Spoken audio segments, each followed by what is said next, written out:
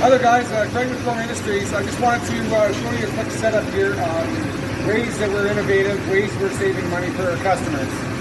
What we have here on our VX1000 is we've got a 3-stage setup here where we're essentially running 3 operations on one button push, unmanned, so that keeps the cost down. Also, benefits of this too is to get the parts of the customers. Say if they're assembling something or building something, we could really work right side by side with them where they don't have to have a complete shipment of parts. We can start supplying them a few parts at a time as the day goes on so that they can get their job started and get their job done. So I'll explain this a little bit here. This first setup here, this is the first operation. We just start with a blank piece of material here. Cut it. So it does that first side there, so just the holes around the periphery here. And then go to the second stage here. It's a simple setup, but it still is a setup here. It goes, what we're doing is we're just spot facing the ends here.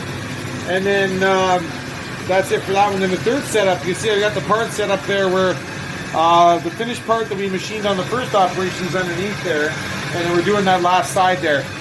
So essentially when my guy hits the button there, we have a finished product that comes off the table there all in one shot. I have a few other setups to show you. Stand by for the next ones.